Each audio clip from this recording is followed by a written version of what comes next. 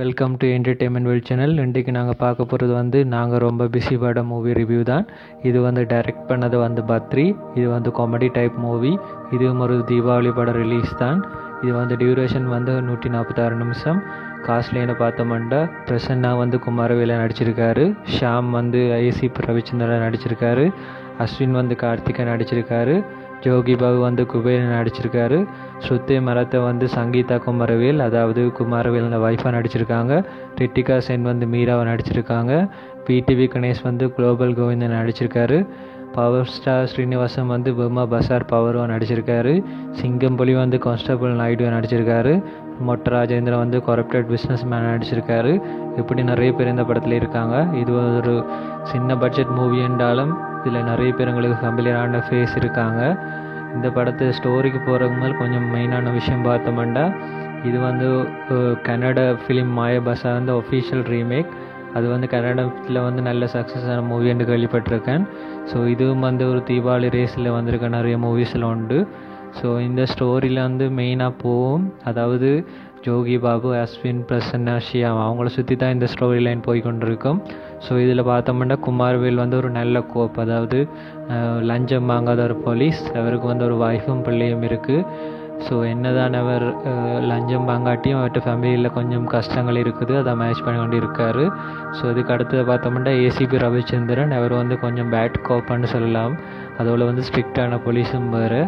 So இதை விட கார்த்திக் ஒரு வேலை இல்லாத போய், அதோட அவருக்கு ஒரு கேர்ள் ஃப்ரெண்டும் இருக்காங்க. ஸோ இதுக்கிடையில் அடுத்த கேரக்டரை பார்த்தோம்னா குபேரன் கல்யாணம் இருக்கார்.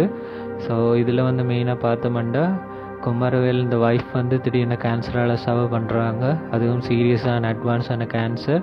ஸோ அவருக்கு நிறைய காசு தேவைப்படுது. ஸோ அதுக்கோரம் அவர் தன் வளமான வழியிலேருந்து விலகி கெட்டாக்கள்கிட்டேருந்து நிறைய காசு எடுக்க விரும்புகிறாரு. ஸோ அதுக்கு அவர் பெரிய பிளான் பண்ணுறாரு.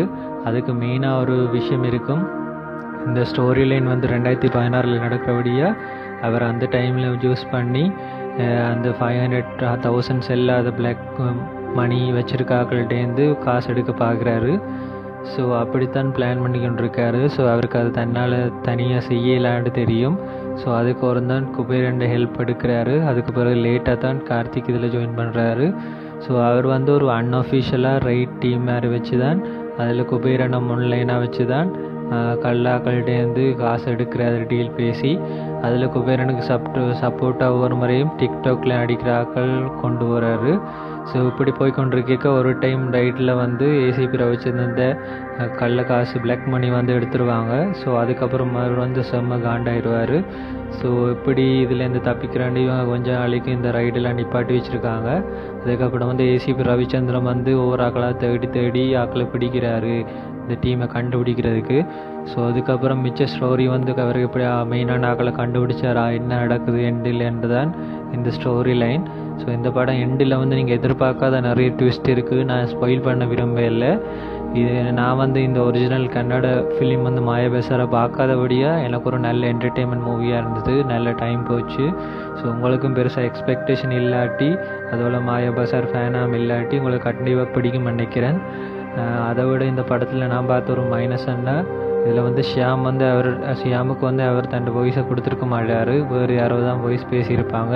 அது சுத்தமாக சூட் ஆகலை. அது மட்டும்தான் எனக்கு தெரிஞ்ச ஒரு மைனஸ் விஷயம்.